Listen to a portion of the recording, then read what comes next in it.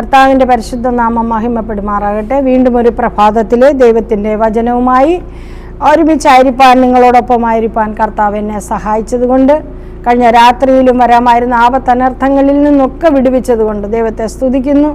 വളരെ കഷ്ടം നിറഞ്ഞ കാലഘട്ടത്തിലൂടെ നാം സഞ്ചരിക്കുമ്പോൾ നമുക്ക് ആശ്വാസവും പ്രത്യാശയും തരുന്ന ദൈവത്തിൻ്റെ വചനത്തിനായി നമുക്ക് ദൈവത്തെ സ്തുതിക്കാം. ഈ പ്രഭാതത്തിൽ കർത്താവ് നമുക്ക് നൽകി തരുന്ന വിശുദ്ധ വചനം വെളിപ്പാട് പുസ്തകം 8-ാം അധ്യായം 3-ാം വാക്യത്തിൽ ആണ്. വിശുദ്ധന്മാരുടെ പ്രാർത്ഥന, അതിനെക്കുറിച്ചാണ് ഇന്ന് ദർശനത്തിലൂടെ പരിശുദ്ധാത്മാവ് നമുക്ക് ആലോചന തരുന്നത്. നമുക്ക് വായിക്കാം. മറ്റൊരു ദൂതൻ ഒരു സ്വർണ്ണ ധൂപകലശവുമായി വന്നു, യാഗപീഠത്തിനരികെ നിന്നു. സിംഹാസനത്തിൻ്റെ മുൻപിലുള്ള സ്വർണ്ണപീഠത്തിന്മേൽ സകല വിശുദ്ധന്മാരുടെയും പ്രാർത്ഥനയോടും ചേർക്കേണ്ടുന്നതിന് വളരെ ധൂപവർഗം അവന് കൊടുത്തു. ദൈവത്തിന് സ്തോത്രം.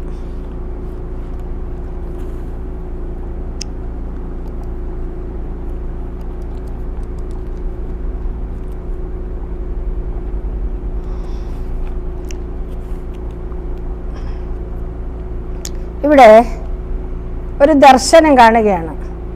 സ്വർഗത്തിലെ ദർശനത്തിൽ 7-ാമത്തെ മുദ്ര പൊട്ടിച്ച് കഴിഞ്ഞപ്പോൾ അരമണിക്കൂർ നേരം മൗനതയുണ്ടായി. ദൈവസന്നിധിയിൽ 7 ദൂതന്മാരിങ്ങനെ നിൽക്കുന്നത് കണ്ടുകൊണ്ടിരിക്കുമ്പം യോഹന്നാൻ അപ്പോസ്തലൻ നമ്മളോട് പറയുകയാണ്, ഒരു ദൂതൻ വന്നിട്ട് ഒരു സ്വർണ്ണ ധൂപകലശം എന്ന് പറഞ്ഞാൽ നമുക്കറിയാമല്ലോ, ധൂപകലശം ധൂപം വീശുന്ന ധൂപക്കുറ്റി എന്ന് പറയും. പട്ടത്ത സഭകളിലൊക്കെ, മർത്തോമ, യാക്കോബ മുതലായ സഭകളിലൊക്കെ ശുശ്രൂഷകന്മാർ പട്ടക്കാരൻ്റെ കയ്യിൽ നിന്ന് ആ ചിരട്ടക്കനലിലേക്ക് ധൂപവർഗം ഇട്ട് ജനത്തിൻ്റെ ഇടയിലൂടെ സഞ്ചരിച്ച് ഇങ്ങനെ വീശി വീശി വരുന്ന ഒരു കാര്യം അത് നമുക്ക് മനസ്സിലാക്കിയത്. ഇവിടെ സ്വർണ്ണ ധൂപകലശമാണ്. ഈ സ്വർണ്ണ ധൂപകലശം കൊണ്ടുവന്നിട്ട് സിംഹാസനത്തിൻ്റെ മുമ്പിലിരിക്കുന്ന സ്വർണ്ണപീഠത്തിന്മേൽ സകല വിശുദ്ധന്മാരുടെയും പ്രാർത്ഥനയോടെ ചേർക്കേണ്ടുന്നതിന് ധൂപവർഗം അവന് കൊടുക്കുകയാണ്. അപ്പം ഇവിടെ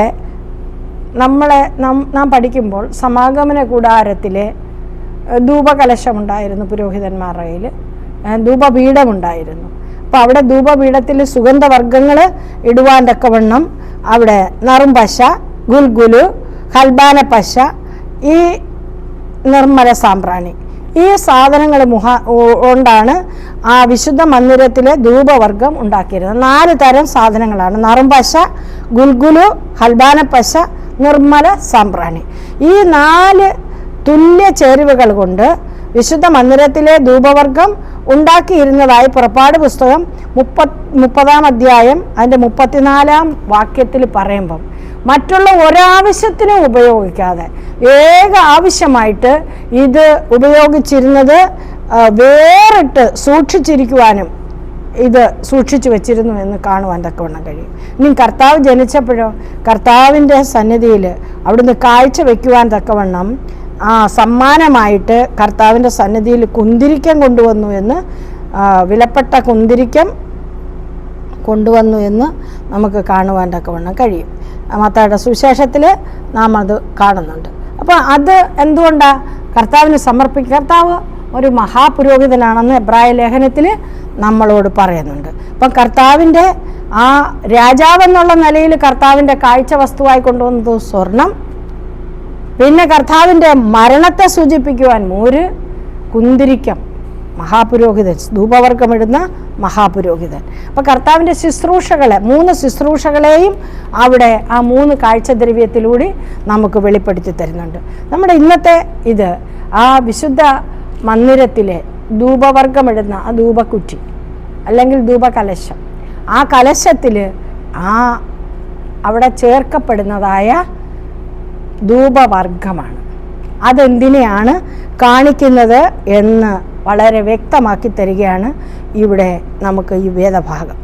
ആരാധനയുടെ വ്യക്തമായ ഉദ്ദേശമെന്ന് പറയുന്നത് ഈ ധൂപവർഗം സൂക്ഷ്മമായി പൊടിച്ച് സൂക്ഷിച്ചിരുന്നു.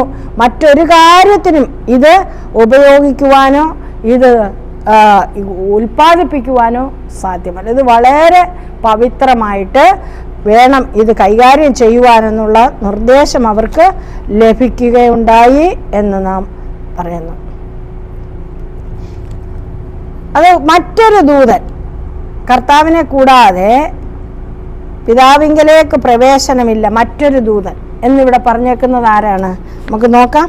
മറ്റൊരു ദൂതൻ 4 സ്വർണ്ണ ധൂപകലശവുമായി വന്ന് യാഗപീഠത്തിനരികെ നിന്ന് സിംഹാസനത്തിൻ്റെ മുമ്പിലുള്ള സ്വർണ്ണപീഠത്തിന്മേൽ സകല വിശുദ്ധന്മാരുടെയും പ്രാർത്ഥനയോട് ചേർക്കേണ്ടുന്നതിന് വളരെ ധൂപവർഗം അവന് കൊടുത്തു. അപ്പം മറ്റൊരു ദൂതന് കൊടുക്കും, ധൂപവർഗം കൊടുക്കുന്നതായ അല്ലെങ്കിൽ ധൂപവർഗം ചേർക്കുന്നതായ ഒരു കർത്താവിനെ ഇവിടെ നമുക്ക് കാണിച്ചു തരികയാണ്. നമ്മുടെ സകല പ്രാർത്ഥനകളുമാണ് വിശുദ്ധന്മാരുടെ പ്രാർത്ഥനയാകുന്ന ധൂപവർഗം. അതാണ് പിതാവിൻ്റെ സന്നിധിയിൽ നമുക്ക് വേണ്ടി നമ്മുടെ പകരക്കാരനായ കർത്താവ് ചെയ്തുകൊണ്ടിരിക്കുന്ന മധ്യസ്ഥ വേലയെക്കുറിച്ചാണ് ഇവിടെ നമുക്ക് മനസ്സിലാക്കും. കർത്താവിനെ കൂടാതെ നമുക്ക് പിതാവിൻ്റെ സന്നിധിയിലേക്ക് പോകുവാൻ തക്കവണ്ണം കഴിയത്തില്ല. നമ്മളുടെ സ്വന്തമായ നന്മ പ്രവർത്തികളോ നമ്മളുടെ ത്യാഗപ്രവർത്തികളോ ഒന്നും തന്നെ കർത്താവിനെ കൂടാതെ പിതാവിൻ്റെ സന്നിധിയിൽ ചെല്ലുവാൻ പര്യാപ്തമല്ല. കർത്താവിൻ്റെ തങ്കരക്തത്താലെ നാം ശുദ്ധി പ്രാപിച്ച് നമ്മുടെ പ്രാർത്ഥനകളും യാചനകളും എല്ലാം പിതാവിൻ്റെ സന്നിധിയിൽ സമർപ്പിക്കുവാൻ നമ്മുടെ പഴയ സ്വഭാവമല്ല, കർത്താവിൻ്റെ സ്വഭാവം നമ്മെ ധരിപ്പിക്കുമ്പോൾ നമ്മുടെ പ്രാർത്ഥനകൾ യോഗ്യമാക്കി കർത്താവ് ഏറ്റെടുക്കും എന്നുള്ളതായ വലിയ ഒരു അനുഗ്രഹമേറിയ ഒരു കാഴ്ചപ്പാടാണ് ഇവിടെ തരുന്നത്. സ്വർണ്ണ ധൂപപീഠവും സ്വർണ്ണ ധൂപവർഗവും സ്ഥിതി ചെയ്യുന്ന വിശുദ്ധ സ്ഥലം ക്രിസ്തുവിൻ്റെ സ്വർഗാരോഹണം മുതൽ 1844 വരെയുള്ള ശുശ്രൂഷയുടെ ഒരു ചരിത്രമാണ്. ഈ ബലിപീഠത്തിൻ്റെ സ്ഥാനം അടുത്തതായി സംഭവിക്കുന്നതിൻ്റെ സമയപരിധി നമുക്ക് സൂചിപ്പിച്ചു തരുന്നു. സ്വർഗീയ വിശുദ്ധ മന്ദിരത്തിലെ വിശുദ്ധ സ്ഥലത്തു നിന്ന് അതിവിശുദ്ധ സ്ഥലത്തേക്ക് കർത്താവ് എന്ത് ചെയ്തു? 1844 പ്രവേശിച്ചു എന്ന് മിസ്സസ് വൈറ്റിൻ്റെ എഴുത്തുകളിൽ നാം കാണുന്നു. പത്രോസിൻ്റെ ലേഖനത്തിൽ പരിശോധന ന്യായവിധി സ്വർഗഗ്രഹത്തിൽ ആരംഭിച്ചിരിക്കുന്നു എന്ന് നാം വായിക്കുന്നുണ്ട്. ഇവിടെ നമ്മൾ ദാനിയേൽ പ്രവാചകൻ്റെ പുസ്തകം 8-ാം അധ്യായം വായിക്കുമ്പോൾ നമുക്കത് ഒരുപാട് മനസ്സിലാക്കി തരികയുണ്ട്. ഇവിടെ നമുക്ക് തരുന്ന ഈ പാഠങ്ങൾ 7 കാഹളങ്ങളിലൂടെ കടന്നു പോകുമ്പോൾ നമ്മുടെ മനസ്സിൽ വയ്ക്കേണ്ട കാര്യം എന്താണ്? 7 കാഹളങ്ങൾ, 7 കാലഘട്ടങ്ങൾ, അല്ലെങ്കിൽ 7 ദൂതന്മാരുടെ ആ കാഹളങ്ങൾ എല്ലാം കഴിഞ്ഞ് മുദ്രയും പൊട്ടിച്ചു കഴിഞ്ഞപ്പോഴാണ് കർത്താവ് ഇവിടെ ധൂപവർഗവുമായിട്ട് സകല വിശുദ്ധന്മാരുടെയും പ്രാർത്ഥനയോട് ചേർക്കേണ്ടുന്നതിന് വളരെ ധൂപവർഗം കിട്ടി. ധൂപവർഗത്തിൻ്റെ പുക വിശുദ്ധന്മാരുടെ പ്രാർത്ഥനയോടുകൂടെ ദൂതൻ്റെ കയ്യിൽ നിന്നും ദൈവസന്നിധിയിലേക്ക് കയറി എന്ന് കാണുന്നത്. അപ്പം നമ്മുടെ പ്രാർത്ഥനകൾ, വിശുദ്ധന്മാരുടെ പ്രാർത്ഥനകൾ ദൈവസന്നിധിയിൽ ചെല്ലുവാൻ തക്കവണ്ണം നമ്മുടെ മധ്യസ്ഥനായ കർത്താവ് നമുക്ക് വേണ്ടി അഭയയാചന കഴിക്കുന്ന ഒരു അനുഗ്രഹമേറിയ കാഴ്ച നമ്മളെപ്പോഴും നമ്മുടെ കണ്ണിൻ്റെ മുമ്പിൽ കാണണം. നമുക്ക് കർത്താവിനെ കൂടാതെ പിതാവിൻ്റെ സന്നിധിയിൽ പോകുവാൻ സാധ്യമല്ല. രക്ഷയ്ക്കുള്ള ഏക വഴി കർത്താവ് മാത്രമാണ്. അപ്പം നമ്മളെ രക്ഷിക്കുവാനും വിടുവിക്കുവാനും ശക്തിപ്പെടുത്തുവാനും നടത്തുവാനും നമ്മുടെ ക്രിസ്തീയ ജീവിതം സമ്പൂർണ്ണതയുള്ളതാക്കി തീർക്കുവാനും ഈ വചനങ്ങൾ, നമ്മുടെ വചനങ്ങൾ സൗരഭ്യവാസനയുള്ള ജീവിതമാക്കി കർത്താവിൻ്റെ സന്നിധിയിൽ പ്രാർത്ഥനയോടെ സമർപ്പിക്കാം. ദൈവം നമ്മളുടെ പ്രാർത്ഥനകളും അപേക്ഷകളും കേട്ട് അവിടുന്ന് നമ്മളോട് കൃപ കാണിക്കുവാൻ, ധൂപവർഗം ഇട്ട് കഴിയുമ്പോഴെന്താണ് പുക മേലോട്ട് പൊങ്ങുന്നത് പോലെ കർത്താവാകുന്ന ആ പുരോഹിതൻ, മഹാപുരോഹിതൻ നമുക്ക് വേണ്ടി നമ്മുടെ പ്രാർത്ഥനകളും അപേക്ഷകളും അതിലെ കുറവുകളെ തീർത്ത് സൗരഭ്യവാസനയുള്ളതാക്കി പിതാവിൻ്റെ സന്നിധിയിൽ സമർപ്പിക്കേണ്ടതിന് നമ്മെ സമ്പൂർണ്ണമായി പ്രഭാതത്തിൽ ഏൽപ്പിച്ച് പ്രാർത്ഥിക്കാം. ദൈവം നമ്മളെ അനുഗ്രഹിക്കുമാറാകട്ടെ. ആമേൻ. കരുണയുള്ള ദൈവമേ, സ്വർഗീയ പിതാവേ, ഈ പ്രഭാതത്തിൽ തന്ന വചനത്തിനായി സ്തോത്രം. അടിയങ്ങളുടെ പ്രാർത്ഥനകൾ സൗരഭ്യവാസനയുള്ളതായി തീരുവാൻ, ഞങ്ങളുടെ ജീവിതങ്ങൾ അങ്ങയ്ക്ക് മഹത്വം തരുവാൻ, സൗരഭ്യവാസനയുള്ളതായി തീരുവാൻ എൻ്റെ കർത്താവ് ഞങ്ങൾക്ക് വേണ്ടി മധ്യസ്ഥ വേല ചെയ്ത് ഞങ്ങളെ അവിടുത്തെ സന്നിധിയിലെ കുറവുകളെ തീർത്ത് പിതാവിനെ കാണിക്കേണ്ടുന്നതിന് ഞങ്ങൾക്ക് വേണ്ടി കർത്താവ് ഞങ്ങളോട് സഹതാപമുള്ള മഹാപുരോഹിതനായി ഞങ്ങൾക്ക് വേണ്ടി പ്രവർത്തിക്കുന്ന കൃപയ്ക്കായിട്ട് സ്തോത്രം ചെയ്യുന്നു. അവിടുന്ന് രണ്ടാമത്തെ വരവിൽ ദൂതവൃന്ദത്തോടുകൂടി കടന്നു വരുമ്പോൾ അങ്ങേ മുഖാമുഖം കാണുവാനും അവിടുത്തെ സന്നിധിയിൽ മൂപ്പന്മാർ കിരീടങ്ങളെ താഴെയിട്ട് അങ്ങയെ മഹത്വപ്പെടുത്തിയതുപോലെ അടിയങ്ങൾക്കും അങ്ങയെ കണ്ട് മഹത്വപ്പെടുവാനും മഹത്വപ്പെടുത്തുവാനും ഭാഗ്യം തരുമാറാകണമെന്ന് വേഗം വരുന്ന യേശുവിൻ്റെ നാമത്തിൽ താഴ്മയായിട്ട് ചോദിക്കുന്നു. പ്രാർത്ഥന കേൾക്കണമേ നല്ല പിതാവേ. ആമേൻ. എല്ലാവർക്കും നല്ലൊരു പ്രഭാതം